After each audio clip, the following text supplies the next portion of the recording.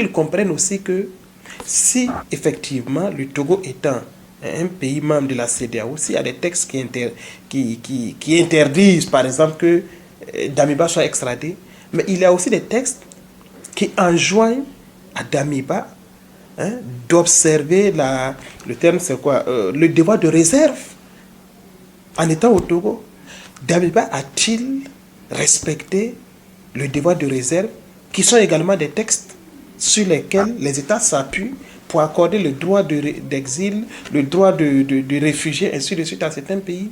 Donc, mais qu'à cela ne tienne, le Burkina Faso a entrepris des démarches vers le Togo, et le Togo en état souverain, et le président fort en tant que président respectant la souveraineté des autres pays et qui ne veut pas que lui, son pays, soit une base arrière pour déstabiliser un autre pays frère, a agi en homme d'État, contrairement à d'autres présidents qui eux-mêmes sont arrivés au pouvoir parce qu'on les a placés au pouvoir, et aujourd'hui, au lieu qu'ils se concentrent sur les pays, ils n'ont qu'un projet funeste, c'est de s'encoquiner avec les États impérialistes pour déstabiliser d'autres pays frères. Alors que le Burkina Faso a été, de par le passé, une terre pour eux où ils se sont construits pour devenir ce qu'ils sont aujourd'hui. Le laps de temps, qui sont en 1 heure de temps ou en 2 heures de temps, le carnage que les forces du mal, les terroristes peuvent faire au Burkina Faso.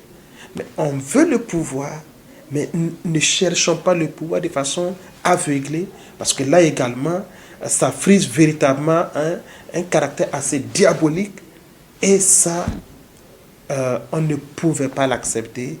Et aujourd'hui, je crois que le Togo a agi, encore une fois, en un pays frère, en un pays ami, et la justice burkinabé va entendre Damiba. Comme je l'avais dit il y a quelques jours, je suis docteur Nebié Boukari, je suis enseignant-chercheur à l'université Yembila Abdoulaye Togoyedi de Fadangoroma, spécialité analyse du discours.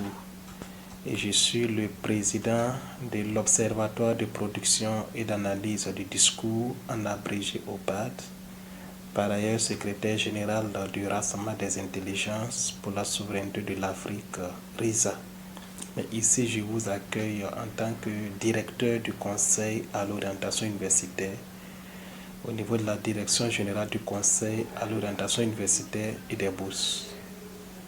D'accord. Docteur, nous allons vous demander de nous rappeler le parcours politique de Paul-Henri Sandaogo Damiba et le contexte qui a prévalu à sa chute. Son parcours politique, je ne sais pas, il n'est pas un politicien professionnel, j'allais dire, comme d'autres, parce qu'il y a des gens qui pratiquement ont la politique comme profession. On a un long parcours où ils ont occupé plusieurs postes jusqu'à atteindre la magistrature suprême. Paul-Henri Sandaogo Damiba n'est pas de ceux-là. On retient qu'il était officier supérieur de l'armée, parce qu'en tant que lieutenant-colonel, quand il arrivait au pouvoir en janvier 2022, et bien sûr, il est arrivé au pouvoir par un coup d'État opéré sur Rochman Christian Kaboré, et dans un contexte sécuritaire assez difficile. Et je crois que c'est l'une des raisons d'ailleurs qui ont été avancées par Damiba et aussi par tous ceux qui sont arrivés au pouvoir avec lui en 2022, c'est-à-dire restaurer l'intégrité territoriale du Burkina Faso en faisant de la lutte contre le terrorisme la boussole. Et il a géré le pouvoir pendant 8 mois, donc de janvier à septembre. Les choses ont commencé véritablement à partir du 29 septembre, où un autre groupe d'officiers burkinabés, conduit donc par le capitaine Ibrahim Traoré, a fait un coup d'État à Damiba également, parce que, rappelez-vous les terminologies MPSR 1, MPSR 2, pour ceux qui ne sont pas du Burkina Faso. Le MPSR, c'est le mouvement patriotique pour la sauvegarde et la restauration. Donc c'est sous cette bannière-là que Damiba est arrivé au pouvoir en 2022, en janvier 2022. Et qu'ils avaient des idéaux. Tout à l'heure, je parlais de la restauration de l'intégrité territoriale en faisant de la lutte contre le terrorisme la boussole. Malheureusement, à l'épreuve donc du pouvoir, Damiba, comme l'a expliqué plus tard le capitaine Ibrahim Traoré, a dévoyé un peu la lutte. Donc, il y aura une autre faction du MPSC qui va faire le coup d'État à Damiba en septembre. Et c'est comme ça qu'il se retrouve lui également déchu du pouvoir. Et je crois que c'est à l'issue donc de ce coup d'État-là du capitaine Ibrahim Traoré sur Damiba que Damiba s'est retrouvé du côté du Togo, un pays voisin, en tant que, je ne sais pas sous quel titre est-ce, pas un réfugié, je ne sais pas, mais avec le statut, en son temps d'ancien président, que le Togo l'avait reçu. Il a été accusé plusieurs fois. Et est-ce que vous pouvez revenir, en tout cas, sur ces chefs d'accusation? Oui, je sais que le ministre, le gouvernement, à travers le ministre de la Sécurité, le commissaire divisionnaire Sana Mahmoud Sana, a fait plusieurs fois des communiqués pour prendre l'opinion publique nationale et internationale à témoin plutôt, sur le fait que M. Damiba, depuis le Togo, serait impliqué dans des actes de déstabilisation du Burkina Faso. Et vous l'aurez compris également récemment, on a vu cette tentative d'échouer encore. Et vous l'avez dit, ça fait la énième fois que M. Damiba, son nom ressort dans cette tentative de déstabilisation du Burkina Faso. Et pour cette fois-ci, où il a été extradé, où il est chef d'accusation retenu contre lui, détournement criminel, des deniers publics, corruption, incitation à commettre des actes de crime et de délit. Et tout cela, en tant que chef d'accusation, montre clairement que M. Damiba n'était pas au Togo, simplement avec le statut d'ancien chef d'État. Un statut qui lui astreint quand même une certaine réserve. Mais malheureusement, s'il faut être du côté du Togo et puis continuer à tirer les ficelles pour déstabiliser son pays, le pays même qu'il avait lui-même dirigé pendant 8 mois, je crois que ça ne fait pas honneur. D'accord, ça ne fait pas honneur et on va parler un peu de la relation entre le Burkina Faso et le Togo, en tout cas qui a prévalu aujourd'hui à son extradition. Quel est le langage en tout cas qui a prévalu à cette situation? Quel est le langage qui a prévalu? On fera des hypothèses parce que je ne suis pas dans le secret des dieux. Je ne sais pas qu'est-ce qui a été véritablement mis dans la balance pour que Damiba soit extradé. Mais vous savez, comme je l'avais dit à d'autres occasions, je trouvais pour ma part incompréhensible que M. Damiba soit à Lomé, au Togo donc, qui est un pays avec lequel quand même le Burkina Faso et l'AES de façon générale entretiennent des relations plus ou moins amicales à ce jour. Et donc je trouvais quand même inacceptable et inexplicable que Damiba soit au Togo, et si le Togo est un pays frère et un pays ami, qui me semble, dans notre stratégie de souveraineté, ne nous met pas les bâtons dans les roues, on ne pouvait pas comprendre que Damiba soit là-bas et qu'il ne soit pas extradé. Damiba aurait été dans un autre pays autour de nous, que j'aurais compris qu'on veuille toujours lui offrir gîte et couvert, malgré les preuves jusque-là avérées de son implication dans des tentatives de déstabilisation du Burkina Faso. Mais le Togo, c'est incompréhensible. Mais aussi, ce qui me rassurait quand même, c'est que le capitaine Ibrahim Traoré, je crois en septembre ou en octobre 2024, quand il avait accordé un grand entretien à un certain nombre de médias, la question lui avait été posée sur le cas de l'extradition de Damiba. Et le capitaine Ibrahim Traoré avait dit ce jour-là que la question est abordée avec les autorités togolaises et que ce jour-là, le jour où même il donnait l'interview, une rencontre devrait se tenir entre la partie burkinabé et la partie togolaise sur le cas d'Amiba. Mais au regard de l'entretien qu'il accordait aux journalistes, l'entretien avait été reporté. Et donc, ça m'avait rassuré au moins qu'il y a des il y a des démarches qui sont entreprises jusqu'à ce qu'effectivement, je pense le 19, on ait vu le communiqué du gouvernement togolais, appuyé plus tard par le communiqué du gouvernement burkinabé qui montre clairement que Damiba a été extradé. Mais il faut dire que peut-être il y avait cette démarche depuis longtemps, mais il me semble que les choses sont allées un peu plus vite avec la dernière sortie du ministre de la Sécurité, donc ce qui met Damiba au cœur en tant que tête, en tant que cerveau de ce vaste complot de déstabilisation du Burkina.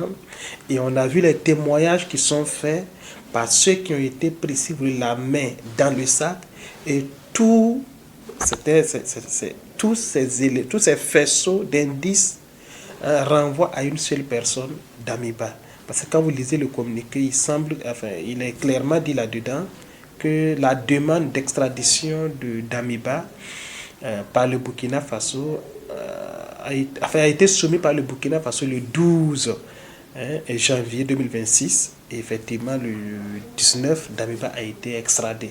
Donc, c'est allé très vite à la dernière minute, même si on peut reconnaître qu'il y avait déjà des démarches au préalable, compte tenu aussi de ce qu'on savait déjà sur les intentionnalités de Damiba et de certaines personnes qui lui jurent toujours loyauté, rien que pour déstabiliser le Burkina. C'est-à-dire on a vraiment trouvé qu'il y a matière vraiment à interpeller Damiba, si on vous a bien écouté. Absolument. Moi, j'y crois fermement parce que jusqu'à preuve du contraire, les témoignages de ceux qui ont été pris dans ces dernières tentatives, les témoignages qui ont été faits, jusqu'à preuve du contraire, c'est la version officielle. Donc moi, je m'en tiens à cela. Et tous disent que c'est Damiba, avec des preuves à l'appui. C'est sûr que les témoignages que nous avons vus à la télé, si les autorités ont décidé qu'il était de bon ton que ces personnes-là fassent des témoignages et qu'on les diffuse, ça veut dire que ce n'est qu'un dixième des éléments qu'ils ont dans le dossier. Et donc, si les autorités burkinabées mettent tout ça à la disposition des autorités togolaises, il n'y a pas de raison que la partie togolaise n'accède pas à la demande de Burkina Faso, parce que c'est vice-versa. Si aujourd'hui vous acceptez d'héberger quelqu'un qui veut lui-même déstabiliser son propre pays, mais n'oubliez pas que demain, peut-être que quelqu'un de chez vous aussi pourrait se retrouver sur un autre territoire et mène de telles actions contre votre pays. Et est-ce que vous serez content que la personne utilise un autre pays comme base arrière pour déstabiliser? Donc je pense que les autorités togolaises ont mis tout cela dans la balance, et certainement que la partie burkinabé leur a également transmis quelques preuves quand même suffisantes qui permettent qu'ils accèdent à la demande du Burkina Faso. Et aujourd'hui, on sait que le Togo fait toujours partie de la CEDEAO, et le Burkina Faso, le Mali et le Niger sont dans l'AES. Et est-ce que cette situation peut vraiment avoir des enjeux pour le Togo, qui est toujours en tout cas dans la CEDEAO? Oui, c'est une bonne question, mais une bonne question dans le cadre purement du juridisme. Mais les juridictions ne sont pas au-dessus des États. Je ne vois pas une seule juridiction au monde qui va s'encombrer d'un certain nombre de principes, d'un certain nombre de textes, jusqu'à ce que l'État s'effondre. Il faut qu'il y ait de l'intelligence dans l'application des textes aussi, de mon point de vue. Dans aucun pays au monde, même les pays qu'on présente parfois comme étant entre griffes des modèles en matière de démocratie, des modèles en matière de respect des droits humains et autres, là, même eux n'accepteraient pas que un de leurs citoyens utilise un autre pays comme base arrière pour déstabiliser, et qu'on dise non, il y a des textes qui interdisent. Mais ceux qui parfois débitent de telles insanités là, il faut qu'ils comprennent aussi que si effectivement le Togo étant un pays membre de la CEDEAO, s'il y a des textes qui interdisent par exemple que Damiba soit extradé, mais il y a aussi des textes qui enjoignent à Damiba d'observer le terme c'est quoi, le devoir de réserve. en étant au Togo, Damiba a-t-il respecté le devoir de réserve, qui sont également des textes sur lesquels les États s'appuient pour accorder le droit d'exil, le droit de réfugié, ainsi de suite, à certains pays. Donc il faut que, voilà, on aille au-delà de ces conformismes-là pour voir la réalité. Et même aujourd'hui, je suis parfois ces derniers temps, surtout avec l'affaire d'extradition de Damiba,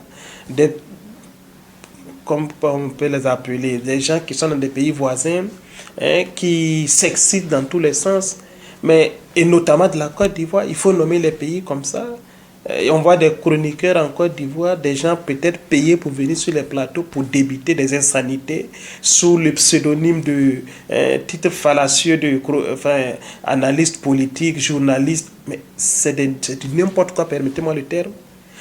La crise post-électorale en Côte d'Ivoire, quand c'est arrivé, et puis M. Laurent Gbagbo a été extradé à la Haye.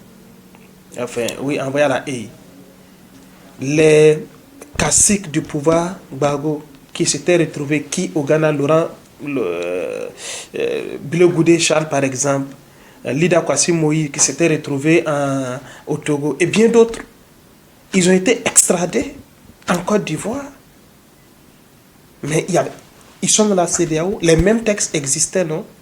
Récemment, vous êtes journaliste, un journaliste béninois autant pour moi, comme l'un qui est au Togo en tant que réfugié. Il est journaliste béninois, il est au Togo en tant que réfugié, et du Togo, il a obtenu une invitation en Côte d'Ivoire pour une conférence. Et c'est pendant qu'il est en Côte d'Ivoire que les autorités ivoiriennes l'ont appréhendé et l'ont extradé vers le Bénin. Et donc, l'ont mis à la disposition de Patrice Talon. Ont-ils respecté les mêmes clauses? La question a été posée au ministre de la Communication de la Côte d'Ivoire à la sortie donc d'un conseil de ministres. Qu'est-ce qu'il a donné comme réponse? Oui, et le Bénin a fait une demande et ils l'ont appréhendé, ils l'ont extradé. Ils ne savaient pas qu'il il avait le statut de réfugié politique au Togo. Mais c'est une explication qui ne tient pas. Comment tout un État peut appréhender quelqu'un et on le met dans un avion sans quand même lui poser un certain nombre de questions, surtout qu'il y a la possibilité administrativement de vérifier cela. Donc, il ne faudrait pas qu'aujourd'hui les gens nous sortent de tels messages parce que, je vais vous le dire en vérité, tous ceux aujourd'hui qui s'égosillent, qui s'excitent, qui se trémoussent et qui pensent que ce n'était pas normal que le Togo extrade Damiba vers le Burkina Faso, ce sont des gens qui sont purement dans la conspiration, dans le complotisme contre le Burkina Faso.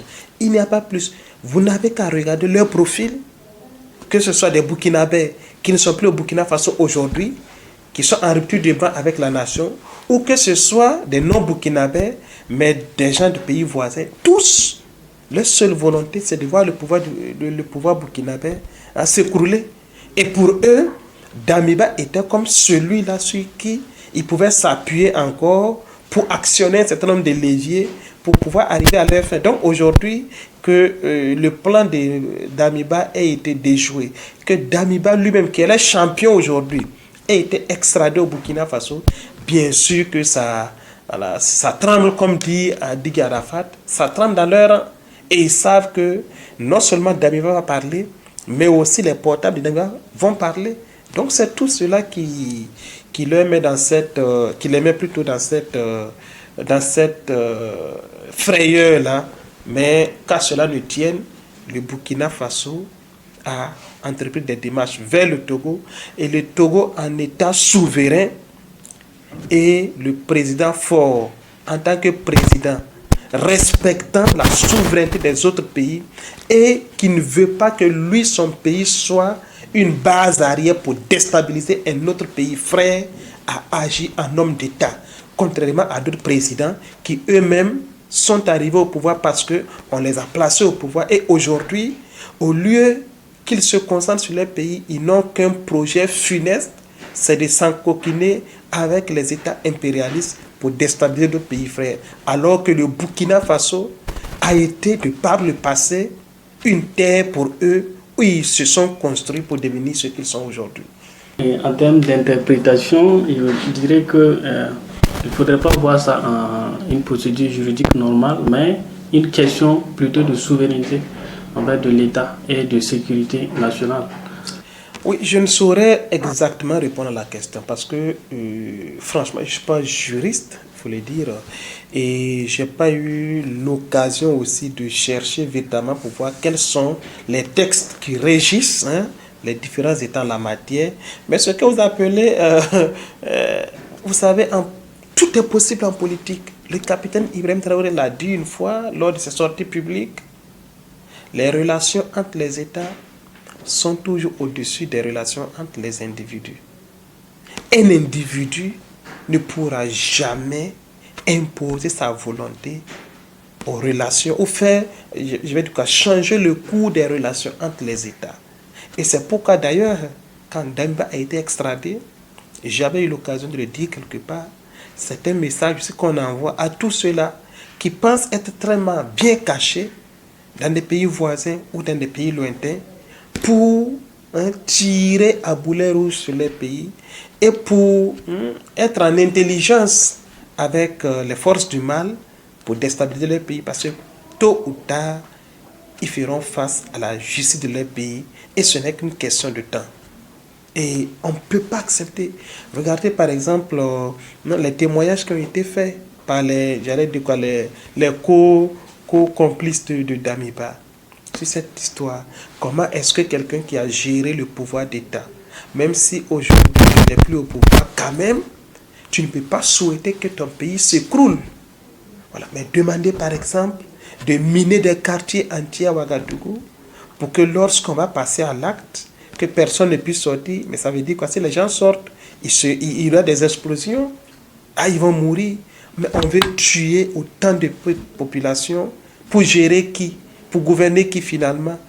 Mais les bases des drones qu'on voulait désactionner, mais désactiver si vous voulez, mais en même temps si vous le faites, est-ce que vous imaginez dans le laps de temps, que ce soit en 1 heure de temps ou en 2 heures de temps, le carnage que les forces du mal, les terroristes peuvent faire au Burkina Faso? Mais on veut le pouvoir, mais ne cherchons pas le pouvoir de façon aveuglée, parce que là également, ça frise véritablement un caractère assez diabolique, et ça, on ne pouvait pas l'accepter. Et aujourd'hui, je crois que le Togo a agi encore une fois en un pays frère, en un pays ami, et la justice burkinabé va entendre Damiba, comme je l'avais dit il y a quelques jours, pour qu'il nous dise pourquoi il en veut tant au Burkina. Pour moi, ce n'est pas contre le capitaine Ibrahim Traoré. Si c'est contre le capitaine, on peut vouloir faire un coup d'État au capitaine Ibrahim Traoré. Mais vouloir que le pays même s'écroule totalement, ah non, il faut qu'il dise au Burkinabé qu'est-ce que le Burkina lui a fait pour qu'il en veuille tant au Burkina Faso, pour qu'il ait eu cette intention-là, qu'il a voulu mettre en œuvre pour que le Burkina s'écroule. Pour vendre le pays à d'autres personnes, certainement.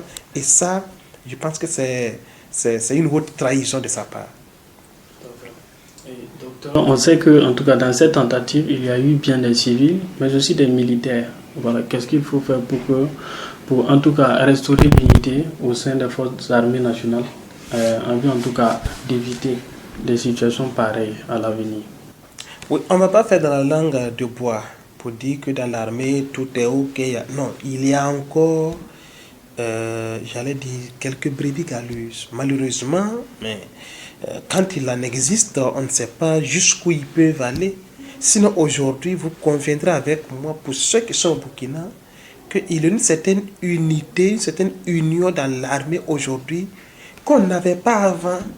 Et l'armée aujourd'hui a quand même conquis le cœur des Burkinabés de par justement l'union qu'elle entretient entre elles, mais aussi par les actes qu'elle pose sur le terrain aujourd'hui en termes de lutte contre le terrorisme. Je vous disais tout à l'heure, quand Damiba est arrivé au pouvoir par le coup d'État en janvier 2022, à la limite, il a été applaudi parce que le président Roch-Marc Christian Kaboré avait montré toutes ses limites en matière de lutte contre le terrorisme et le Burkina Faso allait toucher le fond. Donc aujourd'hui, on peut au moins dire qu'il y a une certaine union. Mais on n'oublie pas, enfin, on nie pas qu'il y a aussi toujours des brebis galeuses. Et pour moi, vous savez, quand vous sensibilisez assez, chaque fois le capitaine Ibrahim Traoré, quand il prend la parole, il revient là-dessus. Mais vous sensibilisez à un certain moment, il faut passer à l'acte. Oui, il faut des sanctions exemplaires pour que ces militaires, officiers, officiers supérieurs, sous-officiers, qui continuent de se laisser manipuler par des civils ou par des gens de l'extérieur, comprennent que ils portent la tenue burkinabé, le treillis burkinabé là, ils le portent pour défendre le Burkina Faso. Et s'il y a des raisons, je ne vois même pas quelles raisons on peut avancer aujourd'hui pour vouloir déstabiliser pour son pays, pour vouloir mettre un terme à ce régime-là. Parce que ce qu'on demandait, ce que l'armée demandait et que nous les accompagnons avant, au temps de Roch-Marc Christian Kabore notamment, c'était que l'armée était délaissée. C'était que vous avez des militaires qu'on envoie au front combattre le terrorisme sans moyens roulants, sans moyens de protection, sans armes. Le capitaine Ibrahim Traoré l'a dit, on arrive au pouvoir, on trouve comme à peu près 200 kalash à l'état-major général des armées. Vous avez en son temps des colonnes entières de militaires qui vont au front pour la relève, par exemple, et quand personne n'est armé. On a eu ici l'histoire des gilets pare-balles périmés. Mais aujourd'hui, en 3 ans de prise de pouvoir, qu'est-ce que le capitaine Ibrahim Traoré n'a pas fait pour mettre l'armée dans les conditions pour qu'elle puisse faire son travail régalien, celui de la protection de l'intégrité territoriale et celui de vaincre le terrorisme. Tous les moyens sont mis en œuvre. À telle enseigne que vous avez aujourd'hui, même des civils qui estiment que, mais on a assez mis dans l'armée, il faut aussi voir dans d'autres secteurs. Il y a des gens qui le disent. Ils le disent. Mais quand, c'est à ce moment-là, que les militaires trouvent moyen pour faire coup d'État, qu'est-ce qu'ils veulent? Et regardez encore une fois, je reviens récurremment là-dessus. Quand vous écoutez les témoignages, que ce soit de ceux qui voulaient comploter avec Damiba et autres, qu'est-ce qu'ils disent? Damiba a quel projet, quelle stratégie pour le Burkina Faso, quel programme pour le Burkina Faso? Mais quelqu'un qui dit qu'il ne peut pas vivre sans le pouvoir. Pour lui, c'est arriver au pouvoir et en jouir. Est-ce un projet de développement d'un pays? Est-ce un projet de protection de son État que de dire je ne peux pas vivre sans le pouvoir?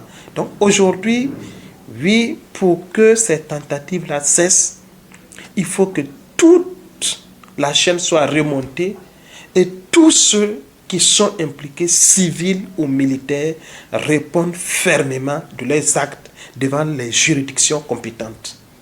D'accord. Donc, Damiba est là. Est-ce que, voilà, on va les remettre à la justice pour la suite de la procédure? Ou en tout cas, qu'est-ce que vous imaginez? C'est mon souhait qu'on le remette à la justice pour suite à donner. Et je souhaite que ce soit retransmis comme le projet du TEA pour que les Burkinabés, où qu'ils soient, quel que soit l'endroit du pays où ils se trouvent, puissent suivre cela en direct également et qu'on comprenne et véritablement que la justice n'est pas une main qui tremble quand elle va prendre sa sentence.